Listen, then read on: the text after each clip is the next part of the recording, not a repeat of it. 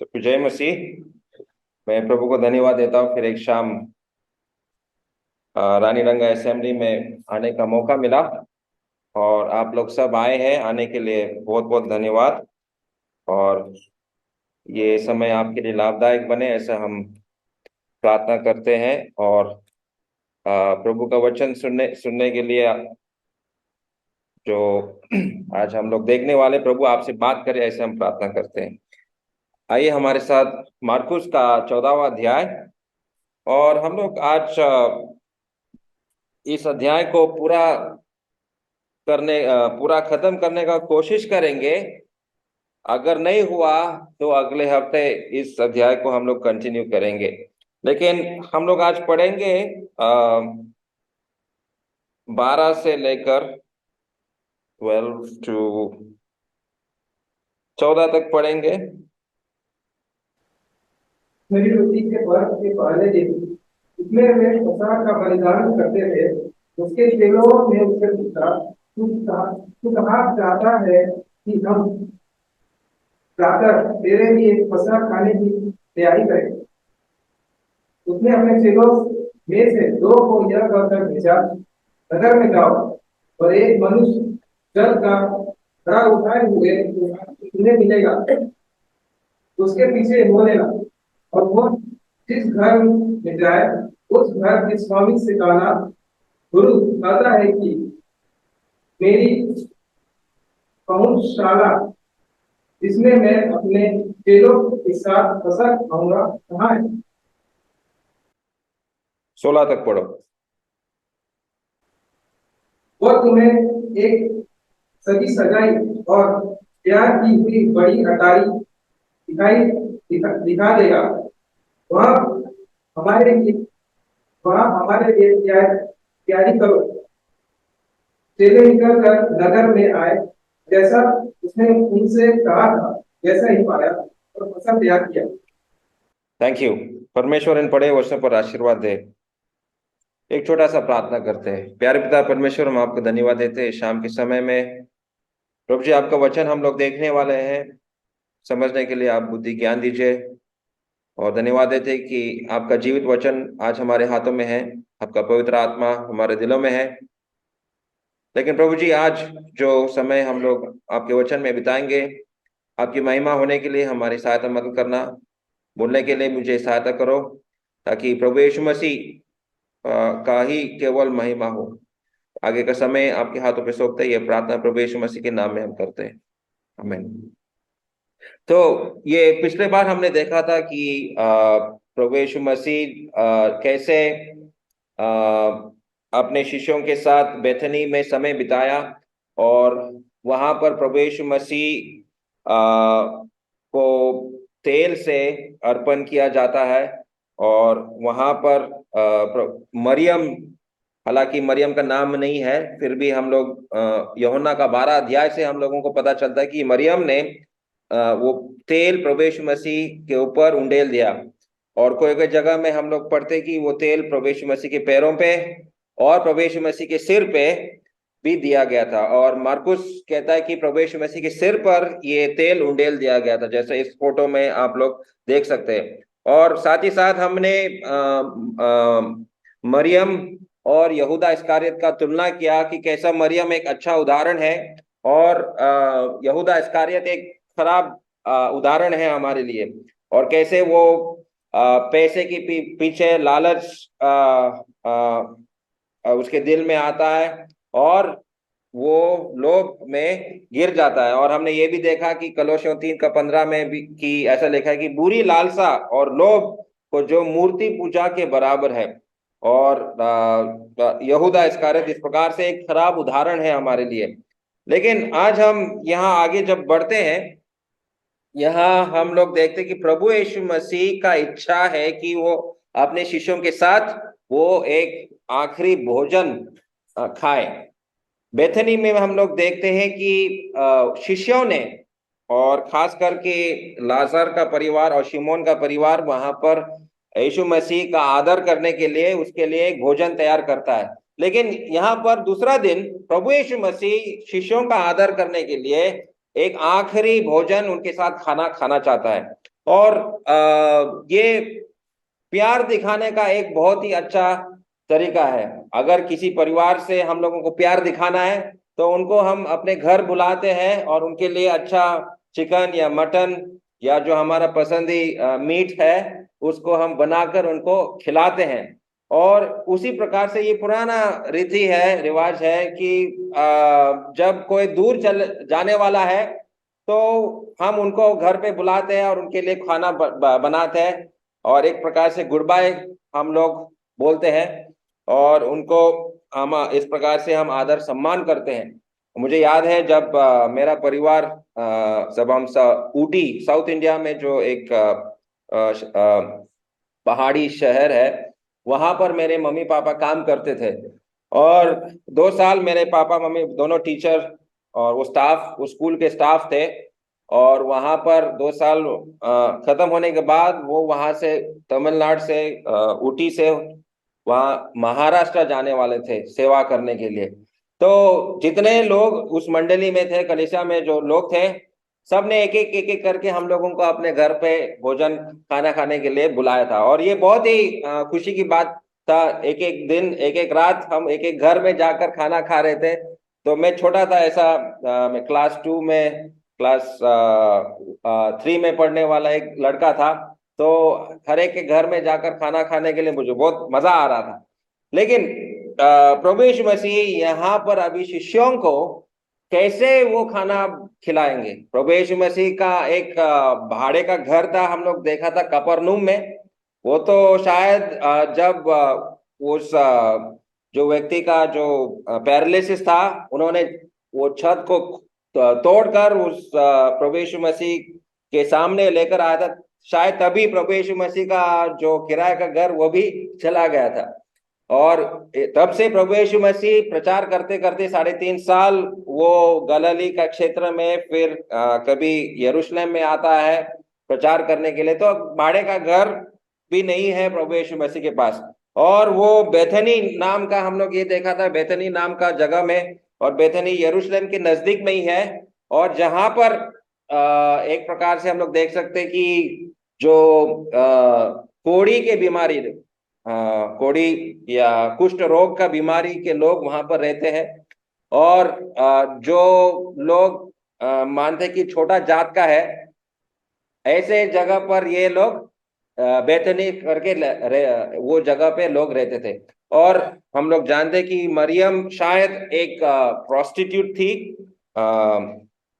और इसके वजह से ऐसे लोग वो बेथनी शहर में या छोटा सा गांव में वो लोग रहते थे, शहर के अंदर नहीं, क्योंकि यरूशलेम एक पवित्र जगह है। तो वो लोग सोचते थे कि ऐसे अशुद्ध लोग यरूशलेम में नहीं रह सकते हैं, और वो वहां मंदिर भी है, इसलिए वो मंदिर क्या अशुद्ध हो जाएगा। इसलिए ऐसे लोगों को यरूशलेम में रहने के लिए जगह नहीं है। लेकिन प्रभु यीशु मसीह यहाँ पर एक घर उनको मिलता है, एक परिवार है जो अपना घर प्रभु यीशु मसीह को देने के लिए तैयार करता है। और वो घर, बहुत सारे कमेंटेटर्स, अगर आप कमेंट्री पढ़ेंगे तो बहुत सारे कमेंट्री में लिखा है कि शायद ये मार्कुस का घर है। मार्कुस का माता पिता अमीर लोग के घराने के थे, और वहां 2 तला बिल्डिंग उन्होंने बनाया था। और शायद प्रभु यीशु मसीह ने मार्कुस का पिताजी से पहले ही बात करके फैसला किया था, या ये जगह फिक्स किया था कि हम ऐसे समय पर आपके घर पर आकर खाना या भोजन हम लोग करने वाले थे। तो ये पहले ही प्रभु यीशु मसीह ने प्लानिंग किया था। और वो बातें 12 शिष्यों को पता नहीं था। और क्यों पता नहीं था? क्योंकि प्रभु यीशु मसीह जानता था कि ये 12 में से एक यहूदा इस्करियत है, और अगर उसको ये पता चल जाएगा कि हम लोग वहां पर खाना खा रहा है, तो शायद जब वो प्रभु यीशु मसीह का क्या करता है, बिट्रियल को क्या कहता है, what's the word in Hindi for betrayal, हाँ, पकड़वाने के लिए जाता है, तो शायद उस घर में लेकर आता है। ठीक है, तो इसलिए प्रभु यीशु मसीह अपने 12 शिष्यों को बताता नहीं है। लेकिन आप उसके 2 प्रिय शिष्य है, एकदम नजदीक विश्वासीय शिष्य थे। और यहाँ पर हालांकि उनके नाम लिखा नहीं है, 13 पद में ही सेंट 2 ऑफ हिज डिसाइपल्स ऐसा लिखा है, उसने अपने चेलों में से 2 को यह कहकर भेजा। अभी वो 2 कौन है उसको जानने के लिए आपको लूका 22 अध्याय और 8 पद में देखना पड़ेगा। कौन है वो, जरा पढ़ो लूका 22 का 8। कौन है ये 2 शिष्य? पतरस और यूहन्ना, ये 2 शिष्यों को प्रभु यीशु मसीह भेजता है। और यही याकूब, पतरस, यूहन्ना प्रभु यीशु मसीह के एकदम निकट, एकदम नजदीक के शिष्य है। तो यहाँ पर पतरस काम का आदमी है, प्रभु यीशु मसीह जानता है उसके अंदर बहुत जोश है, और उस जोश का इस्तेमाल कैसा इस्तेमाल करना है प्रभु यीशु मसीह जानता है। और यूहन्ना नौजवान लड़का था, तो ये नौजवान में भी बहुत जोश है और पतरस में भी बहुत जोश है। और यूहन्ना, आपको याद है जब प्रभु यीशु मसीह दोबारा जिंदा हुआ, पुनरुत्थित हुआ, तब वो खबर जब आया था कि प्रभु यीशु मसीह उस कब्र में नहीं है, सबसे तेज भागने वाला कौन था, पतरस या यूहन्ना? याद करो, कौन ज्यादा फास्ट रनर है, ज्यादा तेजी से भागने वाला था? यूहन्ना। यूहन्ना वो नौजवान था, शायद वो 17-18 साल का लड़का था, इसलिए उसके अंदर ज्यादा जोश है। और पतरस शायद 30 साल का हो गया था, उसको रनिंग का स्पीड इतना नहीं है, थोड़ा मोटा भी हो गया होगा, इसलिए ठीक से दौड़ नहीं पा रहा था। लेकिन यूहन्ना को स्पीड था दौड़ने में। मैं इसलिए ये कह रहा हूं क्योंकि प्रभु यीशु मसीह ये 2 शिष्यों को वहां पर भेजा, और प्रभु यीशु मसीह का आज्ञा सुनकर वो लोग गए। और वहां पर भोजन शिष्यों के सम्मान के लिए था। और जरा देखो, बेथनी में शिष्यों ने प्रभु यीशु मसीह का सम्मान किया, प्रभु यीशु मसीह का आदर करने के लिए शिष्य लोगों ने प्रभु यीशु मसीह का आदर किया।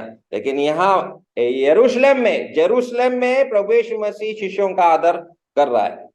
तो ये प्रभु यीशु मसीह किस प्रकार से हम लोगों को स्वर्गीय यरूशलेम में भी लेकर जाएंगे, और हमारा भी वहां पर वो सम्मान करने वाला है। प्रभु यीशु मसीह हमारा सम्मान करेगा, सिर्फ यहाँ पर इस पृथ्वी पे नहीं, ये बेथनी है हमारे लिए जहां पर सब प्रकार के पापी लोग रहते हैं, लेकिन हमको उस स्वर्गीय यरूशलेम में जाना है, और वहां पर प्रभु यीशु मसीह हम लोगों का सम्मान करने वाला है। तो इसका एक चित्र है यहाँ पर है, एक अपर रूम, मतलब ऊपर में है, ऐसे जगह पर प्रभु यीशु मसीह हम लोगों को लेकर जाता है। और जैसे प्रभु यीशु मसीह ने बोला, वो 16 पद में हमने पढ़ा, जैसे प्रभु यीशु मसीह ने शिष्यों को बोला वैसा ही हुआ। और ये एक अजीब चित्र है। देखो यहाँ इस फोटो में अगर आप देख रहे हैं कि एक आदमी, वो एक, उस पॉट को क्या कहता है, what is the pot called in Hindi?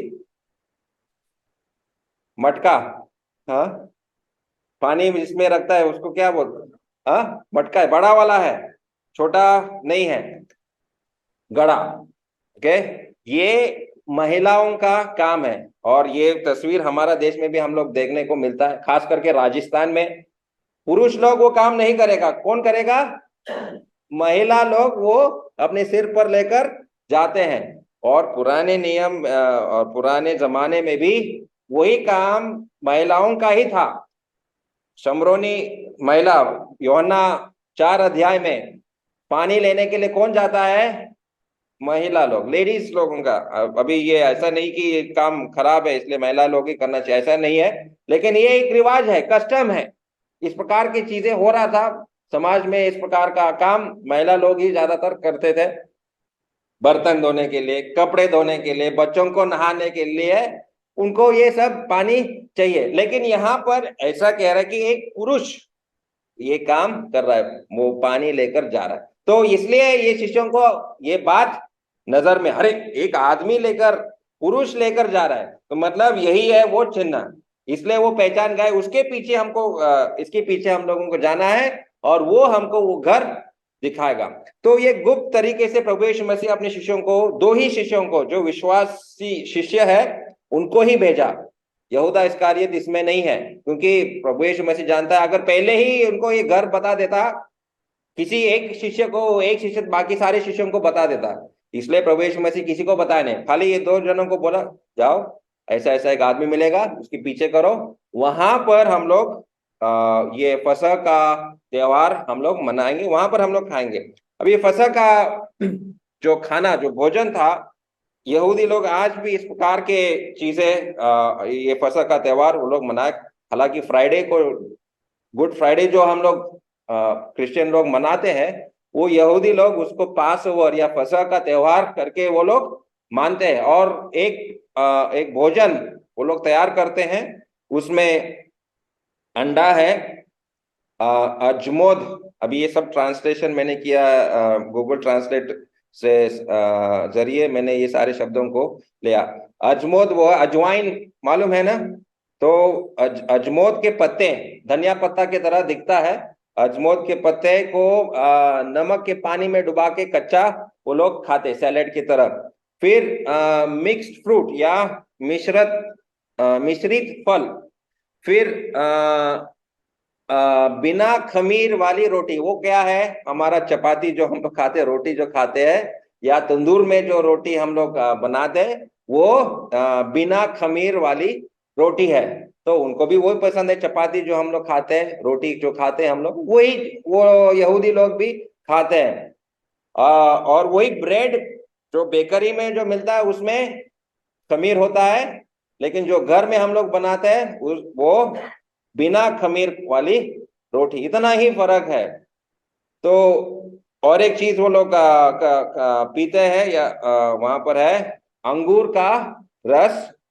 और फिर कुछ कड़वी जड़ी बूटियां हैं। और टांग की हड्डी, टांग की एक हड्डी, खास करके वो मेमने का जो टांग है उसका हड्डी वहां पर होता है, वहां से जो मांस निकलता है वो लोग वो खाते हैं। और वो हर चीज का एक चित्र है। वो कहता है, अभी ये यहूदी लोगों का, अगर आप गूगल सर्च करेंगे पास ओवर मील क्या है, उसका अर्थ हर चीज के लिए है। तो वो बिटर हर्ब्स या कड़वा जड़ी बूटियां क्यों खाते हैं? तो ऐसे लिखा है, bitter herbs usually red shredded horse radish represent the bitterness of the Israelites during their enslavement in Egypt। मतलब जब यहूदी लोग मिस्र देश में था, गुलाम बनकर वो रह रहा था, तो वो समय बहुत ही कड़वा था उनके लिए, इसलिए वो कड़वा चीज खा रहा है। और फिर अंडा क्यों? अंडा जो है, the egg symbolizes the desire for freedom to which hard labor gave birth। तो अंडा से क्या निकलता है? पक्षी? No? Okay. If you hatch an egg, then what will come out? A bird comes out. हाँ, वो खाने वाला अंडा नहीं है, वहां पर वो निकलेगा, लेकिन उसके अंदर जीवन है। और वो जीवन वो उस अंडे का शेल में वो रखा है, तो वहां से आजादी पाने का कोशिश है, इसलिए वो अंडा भी वो लोग खाते हैं। अभी ये पुराने नियम में तो पाया नहीं क्या क्या खा रहे हैं, लेकिन अखमीर की रोटी तो इसके बारे में तो लिखा है। The unleavened bread is the bread of haste, made with eagerness to experience the Lord's deliverance। अभी ये चीज निर्गमन का पुस्तक में अगर आप पढ़ेंगे, वहां पर पाया जाता है कि अखमीर रोटी क्यों। अभी मेरा पत्नी कभी कभी ब्रेड बनाती है जो बेकरी में जो मिलता है, तो वो इंग्लिश में कहता है डो। चपाती रोटी बनाने से पहले वो आटा को क्या करते हैं आप लोग? गूंथते हैं। हाँ। तो उसको, उसके अंदर जब खमीर रखते हैं तो धूप में उसको थोड़ा रखना पड़ता है, और 3-4 घंटा बाद वो क्या होता है, वो फूल जाता है। तो समय लगता है उसको फूलने में। लेकिन रोटी बनाने, चपाती बनाने के लिए आप तुरंत आटा को गूंथ लिया और तवा पे आपने फ्राई कर लिया। लेकिन ब्रेड जो बेकरी में मिलता है उसके लिए बहुत समय लगता है। तो यहूदी लोग, इस्राएली लोग जब मिस्र देश से भाग रहे थे, तो वो फूलने के लिए समय नहीं था, वो आटा गूंद दिया और भाग गया वहां से, इस मिस्र देश से। इसलिए अखमीर की रोटी वो लोग खाते, वो उसी का चित्र है कि हम लोग को तेजी से यहाँ से भागना है, इसलिए वो लोग अखमीर की रोटी उस पास और फसह का त्योहार में वो लोग खाते। इस प्रकार के ये सारे चीजें वो लोग खा रहे हैं। अभी ये रोटी के बारे में भी एक मेरा खुद का जीवन का एक कहानी है। अभी मैं क्रिकेट प्लेयर था, जब कॉलेज में था, क्रिकेट खेलने का बहुत शौक था। और क्रिकेट खिलाड़ी प्लेयर बनने का सपना ही देखता था। ये मेरा सपना था कि इंडिया क्रिकेट टीम में मुझे खेलना है। तो बहुत सपना देखा, कोचिंग क्लासेस के लिए भी गया था, और कॉलेज का क्रिकेट टीम में भी मैं शामिल था। तो वहां पर 40 ओवर का मैच जब हम खेलते, 40 ओवर्स का मैच, 40 ओवर का मैच मतलब पूरा दिन लग जाता है खेलने के लिए। और 40 ओवर खेलने के बाद कितना भूख लगता है वो क्रिकेट प्लेयर खिलाड़ी लोगों को ही पता है। तो हम लोग वो लंच टाइम में हम एक मेस में गया था। जब कॉलेज में थे हम लोग, 19-20 साल का था मैं तब। तो कॉलेज में एक कॉलेज दूसरे कॉलेज के विरुद्ध खेलने गया था। हाफ टाइम था, ब्रेक टाइम था, तो एक मेस में हम लोग गया था खाना खाने के लिए। और ये खिलाड़ी लोग चपाती, हम लोग को महाराष्ट्र में मैं बड़ा हुआ, तो वो चपाती तो हम लोग, रोटी जो है बहुत हम लोगों को पसंद है। हर भात के साथ में रोटी चाहिए ही चाहिए। अगर भात नहीं मिलेगा तो भी चलेगा, लेकिन रोटी हमको चाहिए। तो मैंने तो 10 रोटी खा लिया, 10, मेरा पेट भर गया। मेरा दोस्त जो है उसने 15 रोटी खा लिया। लेकिन हमारा टीम का जो चैंपियन है, ऑलराउंडर, उसने 28 रोटी खा, 28 चपातीस, 28 रोटी उसने खा ली। मैंने बोला अरे बाप रे, इतना कैसे खाया, लेकिन खाया। तो सोचो 12 टीम मेंबर, कितने कितना रोटी उनको इनके लिए बनाना पड़ेगा। तो ये ऐसा अवस्था है यहाँ पर, इनके लिए इतना रोटी, इतना सब कुछ उनके लिए खाना बनाने के लिए बनाना पड़ा। और ये किसके घर में हो रहा है? ये मार्कुस का घर में। मार्कुस का परिवार ने ये सब चीजें पहले से ही किया था। और ये किसके कहने पर? प्रभु यीशु मसीह के कहने पर उन्होंने ये सब चीजें उन्होंने तैयार किया।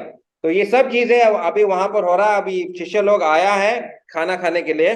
अभी पढ़ने के लिए टाइम नहीं, लेकिन 22 पद को जरा हम लोग पढ़ेंगे। वहां पर जब खा रहे थे, प्रभु यीशु मसीह ने कुछ वहां पर बोला। तो 22 पद को जरा पढ़ो। जब वे खा ही रहे थे, उसने रोटी ली और आशीष मानकर तोड़ी और उन्हें दी और कहा, लो, यह मेरी देह है। ओके, तो यहाँ पर हम लोग देखते हैं कि प्रभु यीशु मसीह ने वो प्रभु भोज को स्थापित किया। ही स्टार्टेड द लॉर्ड सपर, जो प्रभु का मेज हम लोग हर रविवार को रखते हैं। प्रभु यीशु मसीह ने इस समय में उन्होंने ये स्थापित किया। अभी यहाँ पर प्रभु यीशु मसीह ने स्थापित किया, लेकिन लूका 22:19 में वहां पर ऐसा लिखा है कि मेरे याद में इस प्रकार से तुम करते रहना, मेरे वापस आने तक तुमको ये इस प्रकार से करना है। मार्कुस में तो लिखा नहीं है, लेकिन लूका 22:19 में वहां पर प्रभु यीशु मसीह कहता है कि मेरे याद में तुम लोग इस प्रकार से रोटी तोड़ो और वो प्याला को ले लो। तो ये प्रभु का मेज जब हम रखते हैं तो उसमें क्या है? What is it all about?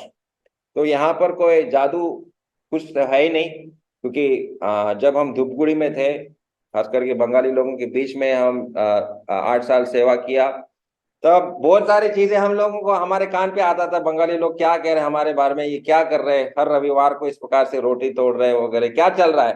तो कोई कोई सोचता था कि कोई जादू तंत्र मंत्र हम लोग कर रहे हैं वहां पर, और वो रोटी ले रहा है और प्याला ले रहा है। लेकिन वहां पर कोई जादू कुछ नहीं, कुछ भी जादू नहीं है यहाँ पर। वो केवल स्मरण करने, याद करने के लिए है, to remember the Lord Jesus Christ. और वहां पर कोई असली मांस और खून नहीं है, क्योंकि वहां पर वो लोग बोलते थे कि हम लोग किसी जानवर को काट कर उसका खून हम लोग पी रहे थे। और कौन सा जानवर?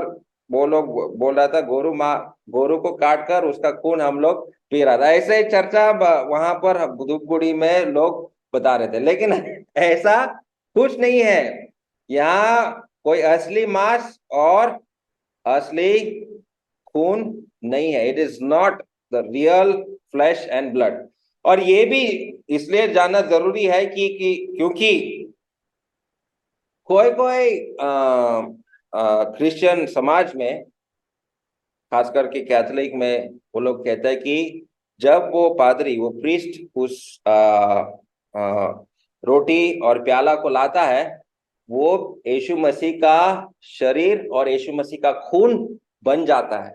सच में ये प्रभु यीशु मसीह का खून और प्रभु यीशु मसीह का शरीर बन जाता है और उसको हम लोग खाते हैं। प्रभु यीशु मसीह का शरीर और उसका खून को हम लोग पी रहे हैं। ऐसा कुछ भी नहीं है। ये असली में मांस और खून नहीं है। वो क्या है? एक रोटी है, एक चपाती, जो कुछ भी आप लोग बनाते हैं, रोटी और ग्रेप जूस।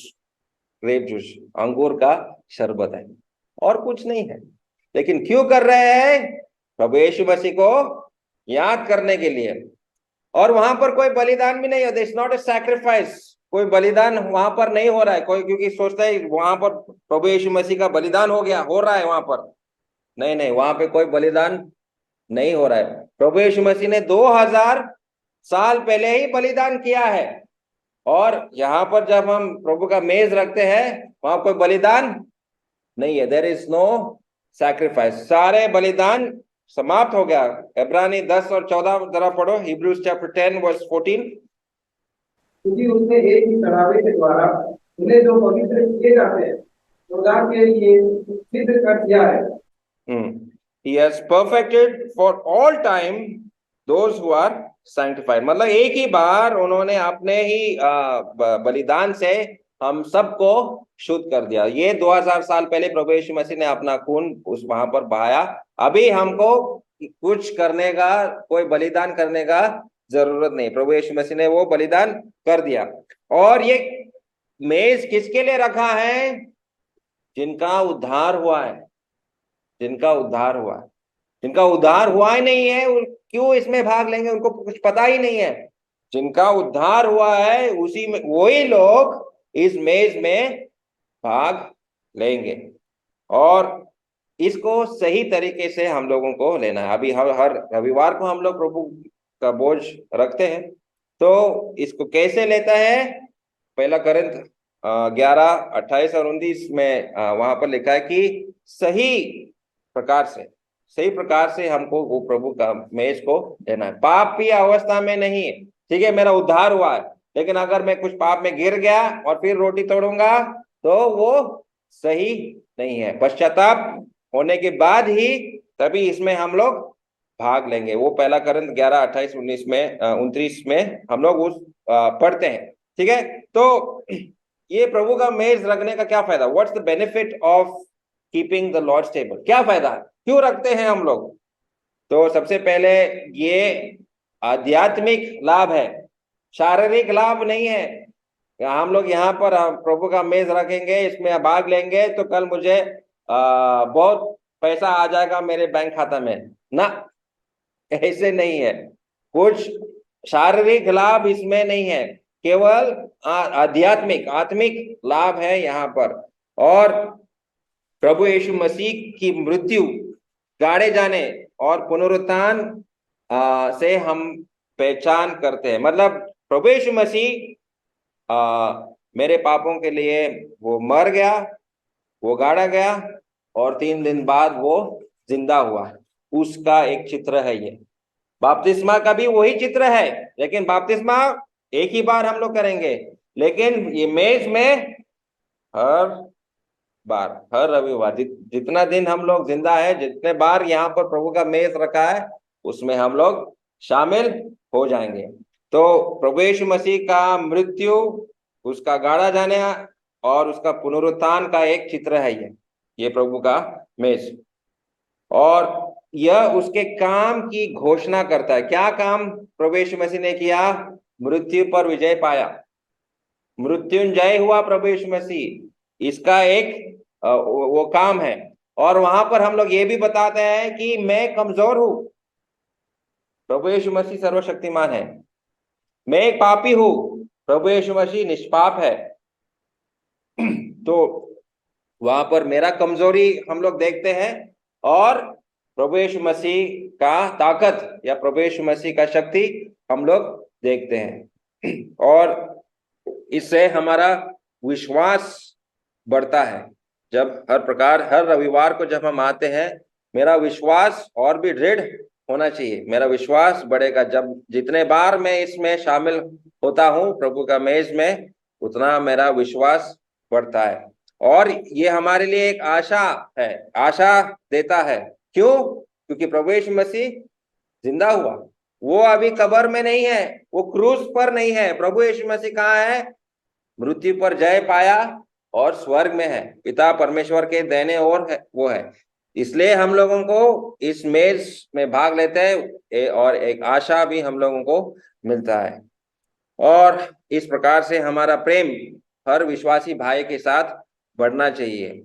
यह मसीह के लिए हमारे प्रेम को बढ़ाता है। प्रभु यीशु मसीह के प्रति भी हमारा प्रेम बढ़ना चाहिए। प्रभु यीशु मसीह मेरे लिए कितना क्या किया है मेरे जीवन के लिए, तो ये सब चीजें याद करते हुए हम लोग इस मेज में हम लोग भाग लेते हैं। तो इसलिए प्रभु यीशु मसीह ने ये मेज हम लोगों को रखने के लिए बोला, और हर रविवार को इस प्रकार से ये प्रभु भोजन या मेज हम लोग रखते हैं।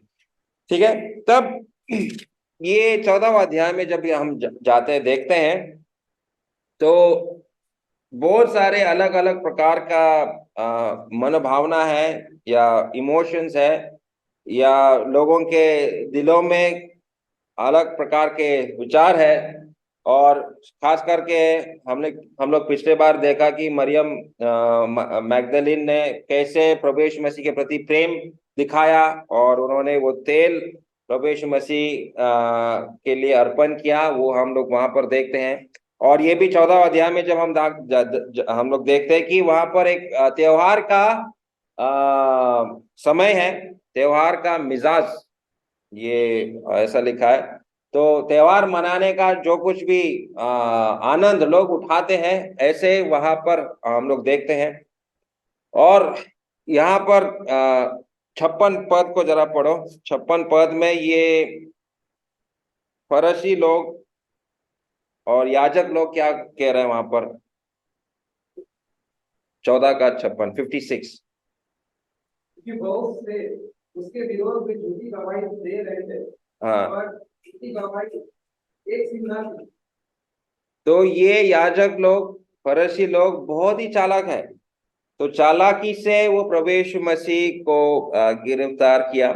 और वही चालाकी हम लोग 2 पद में भी हम लोग पहले ही पद में हम लोग देखते हैं कि ऐसा लिखा है, और महायाजक और शास्त्री इस बात की खोज में थे कि उसे क्यों कर छल से पकड़कर मार डाले। तो उनका प्लान था पहले से ही, चालाकी से प्रभु यीशु मसीह को पकड़ना, ये इनका प्लान है। चालाकी कर रहे। और शिष्य लोगों के बीच में रिसिया है, ये पिछले बार हमने देखा कि क्यों ऐसा ये तेल खर्च करके रखा है। तो कुछ शिष्यों के अंदर इस प्रकार का क्या रिसिया है, इंग्लिश में इसको इंडिग्नेशन बोला है।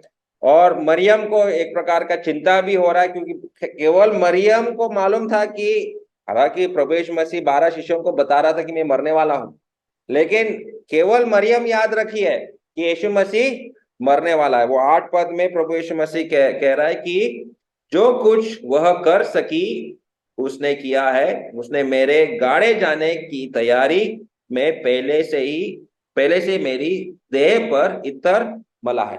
तो ये मरियम को पता था। तो मरियम को थोड़ा चिंता है, मेरा प्रभु का क्या होने वाला है, तो उसके मन में चिंता हो रहा है। और यहूदा इस्करियत के बारे में भी हमने पिछले बार देखा कि वो विश्वासघात करता है, और कैसे मैं अमीर बनूंगा पैसे के लिए वो विश्वासघात करने के लिए तैयार था। और 19 पद को जरा देखो, 14 अध्याय 19 पद।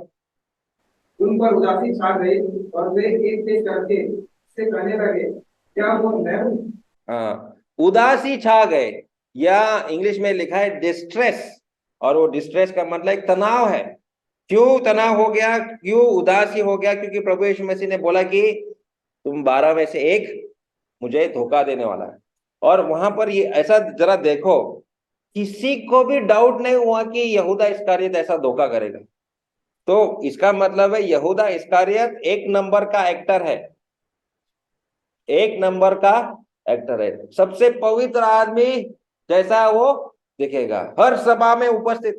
प्रार्थना भी बहुत अच्छा करेगा, हर चीज सेवा के लिए तैयार है, हर चीज में वो उपस्थित है। किसी ने भी सोचा नहीं कि ये यहूदा इस्करियत धोखा देने वाला है। इसलिए सब लोग, कौन है, कौन, क्या मैं हूं, कौन धोखा देगा, मैं धोखा दूंगा क्या? किसी को भी यहूदा इस्करियत के ऊपर डाउट नहीं आया। इसलिए एक तनाव आ गया सारे शिष्यों में, यीशु मसीह ऐसा क्यों कह रहा है, हम में से कौन धोखा देगा, कौन धोखा देने वाला है? और वहां पर वो बोलने के बाद पतरस भाई साहब ने क्या बोला, शपथ खाता है, मैं कभी प्रभु यीशु मसीह का इनकार नहीं करूंगा। 25 पद को जरा पढ़ो, सॉरी 29, वर्स 29। पतरस ने उससे कहा, हाँ यदि सब ठोकर खाए हाँ, तो खाए, और मैं ठोकर नहीं। मैं धोखा धोकर, व्हाट इज द वर्ड दर, ठोकर, अच्छा सॉरी, ठोकर नहीं खाऊंगा। तो ये बहुत ही स्ट्रॉन्ग विल्ड, मतलब अपना इच्छा बहुत मजबूत है इसका। और वो कह रहा है कि मैं प्रभु यीशु मसीह को कभी ठोकर नहीं खाऊंगा। और प्रभु यीशु मसीह ने भी एक शपथ लिया। यहाँ पर प्रभु यीशु मसीह का शपथ क्या है, वो 25 पद में जरा देखो, क्या शपथ लिया प्रभु यीशु मसीह ने।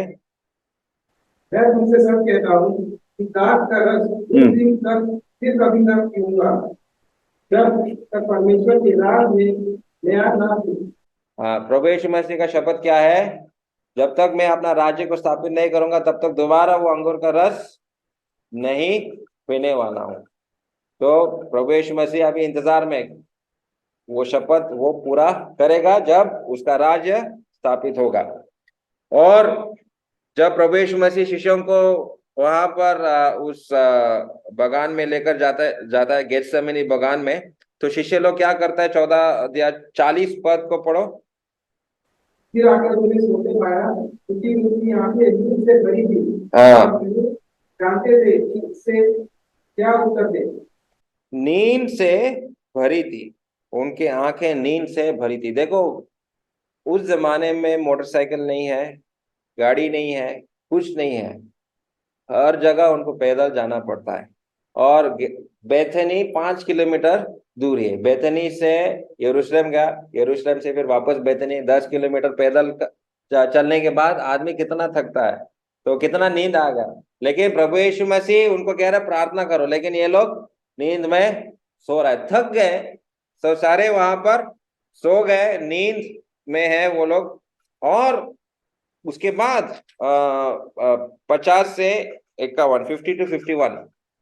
इस पर सब चेले उन्हें छोड़कर भाग गए। एक जवान अपनी नंगी देह पर चादर ओढ़े हुए उसके पीछे हो लिया, और लोगों ने उसे पकड़ा।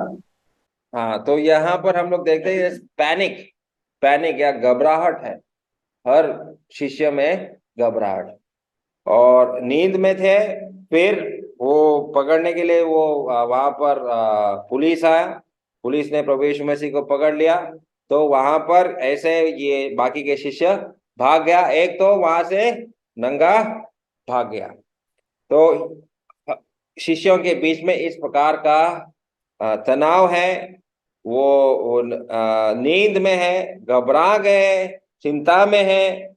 और ऋषिया है वहां पर, ये फरीसी याजक लोग बहुत ही चालाकी कर रहे हैं और पूरा यरूशलेम में त्योहार मना रहे हैं। तो ऐसे समय पर प्रभु यीशु मसीह को पकड़ने के लिए लोग आया, लेकिन प्रभु यीशु मसीह का,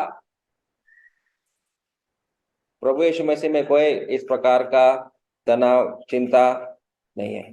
हाँ, प्रार्थना में उन्होंने सब कुछ परमेश्वर पिता को उन्होंने बोल दिया, लेकिन वहां पर प्रभु यीशु मसीह खड़ा है, एक स्थिर, इंग्लिश में स्टेडफास्ट एंड अनमूवेबल, दृढ़ और अचल प्रभु यीशु मसीह वहां पर खड़ा है। बाकी के शिष्य भाग गए, पैनिक में नंगा भाग गया एक तो, लेकिन प्रभु यीशु मसीह वहां पर खड़ा है। और वहां महायाजक के सामने जब उसको खड़ा कर देता है, प्रभु यीशु मसीह क्या कहता है, जरा देखो 62, वर्स 62। यीशु ने कहा, मैं हूँ, और तुम मनुष्य के पुत्र को शक्तिमान की दाहिनी और बैठे और आकाश के बादलों के साथ आते देखोगे। हाँ, तो प्रभु यीशु मसीह भविष्यवाणी कर रहा है कि मैं वापस आने वाला हूँ और मैं अपना राज्य को स्थापित करने वाला, वो महायाजक को वो कहता है।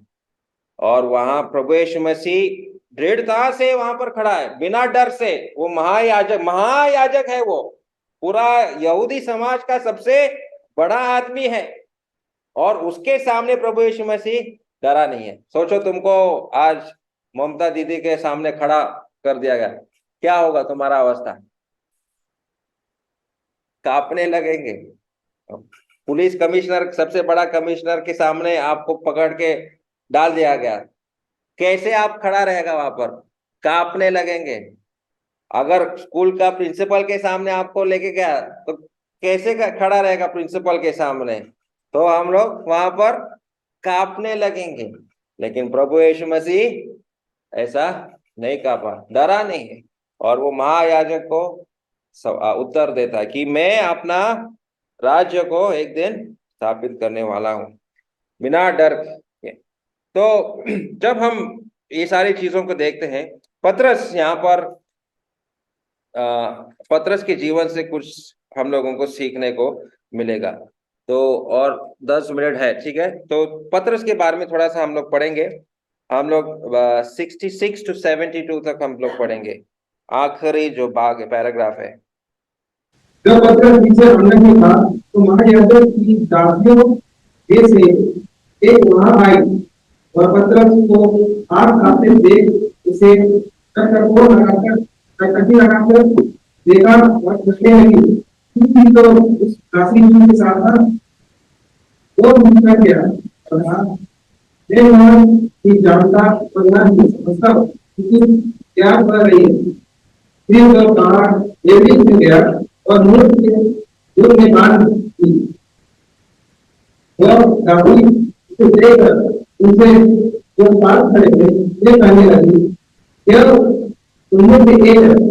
परंतु वह भी मुकर गया। थोड़ी देर बाद उन्होंने जो पास खड़े थे फिर पतरस से कहा, मिस्टर तू इनमें से एक है क्योंकि तू गलीली है। तो वह दिखाने और शपथ खाने लगा, मैं उस मनुष्य को कि तुम चर्चा करते हो नहीं जानता। तब तुरंत दूसरी बार में बात की और पतरस को वो बात यीशु ने से कही थी, स्मरण है, उसके दो बार बात देने से पहले तू 3 बार मेरा इनकार करेगा। और वो इस बात को सोचकर रोने लगा। Thank you, thank you. तो यहाँ पर आखिरी में पतरस के बारे में कुछ बातों को हम लोग देखेंगे। और पहले बात तो हमने देख लिया कि प्रभु यीशु मसीह पतरस पर बहुत विश्वास करता है, इसलिए पतरस और यूहन्ना को वहां पर भेजता है। तो एक आज्ञाकारी शिष्य था। और वहां पर ये भी हमने देखा कि वो शपथ भी खाता है, वफादार रहने का कसम खाता है, शपथ लेता है वहां पर। तो इस प्रकार से पतरस जो है बहुत अच्छा आदमी है। और वहां यीशु मसीह उसके लिए प्रार्थना करता है।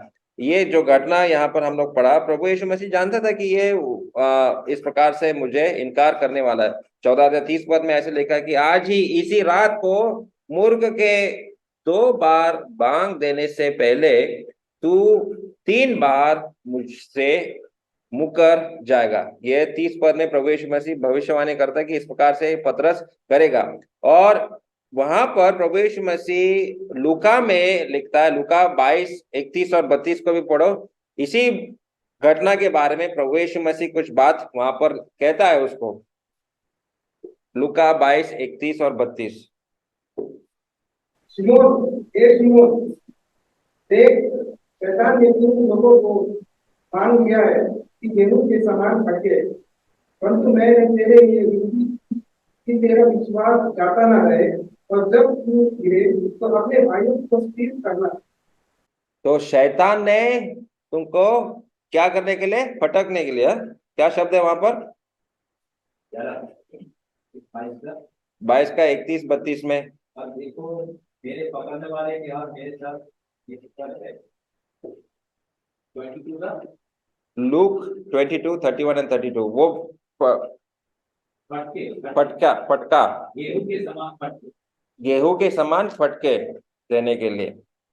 ओके, तो गेहूं के समान फटके देने के लिए जो किसान लोग जानते हैं, कैसे वो गेहूं के दानों को अलग करता है, तो ये किसान लोग जानते हैं। तो उसको क्या करना, फटकना पड़ता है। तो शैतान ने मांगा है फटकने के लिए, मतलब हम लोगों को हिलाने के लिए शैतान ने मांगा। और यहाँ पर और एक बात हम लोग सीखते हैं, शैतान हमको हाथ नहीं लगा सकता है जब तक वो परमेश्वर से परमिशन ना ले। वहां पर उसको परमिशन लेना पड़ेगा, मैं इसको छू क्या। और ये अय्यूब के जीवन में भी देखता है, अय्यूब को शैतान छू नहीं सका जब तक परमेश्वर ने उसको छूने के लिए परमिशन नहीं दिया, तब तक वो कुछ नहीं कर सकता। पढ़ो बांग्ला में क्या लिखा है। है कि शिमोन शिमोन देखो हाँ, গোমেজে চালিবার জন্য শয়তান তোমাদিগকে আপনার বলিয়া চাহিয়াছে আপনার বলিয়া চাহিয়াছে मांग लिया है। तो शैतान कभी कभी हम लोगों को इस प्रकार हमारा परीक्षा लेने के लिए करता है। तो वहां पर प्रभु यीशु मसीह कह रहा है, मैंने तुम्हारे लिए प्रार्थना किया। मैंने तुम्हारे लिए प्रार्थना किया। शैतान हम लोगों को कभी कभी परखने आता है, हमारा परीक्षा लेने आता है, लेकिन प्रभु यीशु मसीह ने हमारे लिए प्रार्थना किया। पतरस के लिए प्रभु यीशु मसीह ने प्रार्थना किया। और वहां पर हम लोग देखते कि 3 बार मार्कुस का 14 अध्याय पहले 68 में वहां पर वो पहले बार प्रभु यीशु मसीह को इनकार करता है। फिर 70 में उसने प्रभु यीशु मसीह को दूसरे बार इनकार किया। और वर्ष 71 में तो तीसरे बार प्रभु यीशु मसीह का इनकार किया। 3 बार उन्होंने प्रभु यीशु मसीह का इनकार किया। और प्रभु ये पतरस जो अपने इच्छा, बहुत ही मजबूत इच्छा है उसका, वो सोचा मैं कुछ भी कर सकता हूं, ऐसा वो इच्छा रखने वाला इंसान है। अपना इच्छा से बाय हिज विल वो कुछ भी कर सकता था, लेकिन वहां पर भी वो गिर गया। और एक साधारण लड़की उसको पूछा, अरे तुम तो यीशु मसीह का शिष्य हो। एक छोटा लड़की उसको सवाल करती है, वहां इनकार कर देता है। और इस प्रकार से 3 बार उन्होंने प्रभु यीशु मसीह का इनकार उन्होंने किया। तो पतरस ने भी इनकार किया, यहूदा इस्करियत ने भी धोखा दिया। फर्क क्या है? दोनों ने तो इनकार किया है, दोनों भी पश्चाताप किया। यहूदा इस्करियत ने वो 30 सोने चांदी के सिक्के वापस वो मंदिर में जाके फेंक दिया, बोला मैंने एक अच्छा आदमी, निर्दोष आदमी को मैंने पकड़वाया। तो यहूदा इस्करियत भी वहां पर पश्चाताप किया। पतरस यहाँ पर फूट फूट कर रोने लगा, हम लोग देखते हैं। तो पतरस को भी दुख दुख आ रहा है। तो फर्क क्या है? तो फर्क यहाँ पर 2 प्रकार के पश्चाताप है। और इसको समझने के लिए 2 कोरिन्थ 7 और 10 में हम लोग 2 प्रकार के पश्चाताप के बारे में पढ़ते हैं। 2 Corinthians chapter 7 verse 10। क्योंकि परमेश्वर भक्ति का तो ऐसा पश्चाताप उत्पन्न करता है जिसका परिणाम उद्धार है, कि उससे पछताना नहीं पड़ता, परंतु संसारिक जो वृत्तियों उत्पन्न करता है। हाँ, तो एक संसारिक पश्चाताप है और दूसरा है परमेश्वर भक्ति पश्चाताप है। संसारिक पश्चाताप क्या करता है? आदमी को सुसाइड की तरफ लेके जाता है। यहूदा इस्करियत ने क्या किया? पश्चाताप किया, लेकिन मैंने इस संसार में क्या क्या खोया, मैं अपने दोस्त को खोया, हाँ, जो पैसा वहां पर उसको मिल रहा था वो उसको खोया, वो प्रसिद्धि उसको उसको मिल रहा था वो खोया, संसार में जो चीजें उसको मिल रहा था वो खोया, इसलिए वो पश्चाताप किया, रोना आया और वो जाकर सुसाइड किया। लेकिन जो परमेश्वर से जो की ओर से जो पश्चाताप आता है वो उद्धार लाता है। पतरस को स्वर्ग के बारे में याद आ रहा था, परमेश्वर का राज्य के बारे में उसको याद आ रहा था, परमेश्वर अपना राज्य को स्थापित करेगा, वो सारे चीजें उसको मन में याद आ गया। तो परमेश्वर का पश्चाताप अलग है और दुनिया का पश्चाताप अलग है। क्यों इस दुनिया में इतने सुसाइड हो रहा है? कल ही मोहर गांव में एक नौजवान 32 साल का नौजवान ने सुसाइड किया। पत्नी भाग गई किसी और के साथ तो सुसाइड किया। तो क्यों? वो संसार की चीजों के ऊपर उसका मन था और इसलिए उन्होंने सुसाइड किया। इस प्रकार ये यहूदा इस्करियोत ने भी सुसाइड किया। तो अगर मेरे जीवन में ऐसा कुछ पाप है जो लगातार हो रहा है, अच्छा होगा कि उसको पश्चाताप करें, परमेश्वर की ओर, परमेश्वर को बताओ। परमेश्वर आपका पाप को माफ कर देगा और वहां से एक नया जीवन परमेश्वर लेकर आएगा आपके लिए। नया जीवन शुरू हो जाएगा आपके जीवन में। और ये स्वर्गीय पश्चाताप, परमेश्वर की ओर का पश्चाताप हमारे जीवन में भी आ सकता है, क्योंकि हम लोग पतरस की तरह है। हम सब पतरस की तरह है। कभी ना कभी प्रभु यीशु मसीह को हम लोग इनकार करते हैं, कभी ना कभी किसी पाप में हम लोग गिर जाते हैं। तो तभी हम लोग पश्चाताप करना है, परमेश्वर की ओर पश्चाताप करना है, परमेश्वर हम लोगों को माफ कर देता है। तो यहाँ पर ही मैं समाप्त करता हूँ। और भी कुछ चीजें हैं, अगर होगा तो अगर मुझे लग रहा है तो अगले हफ्ते और कुछ बातों को 14 अध्याय को से हम लोग देखेंगे, नहीं तो हम लोग एक नया अध्याय को शुरू करते हैं। लेकिन आज मैं यहीं पर रोकता हूँ। सुनने के लिए बहुत बहुत धन्यवाद। Thank you.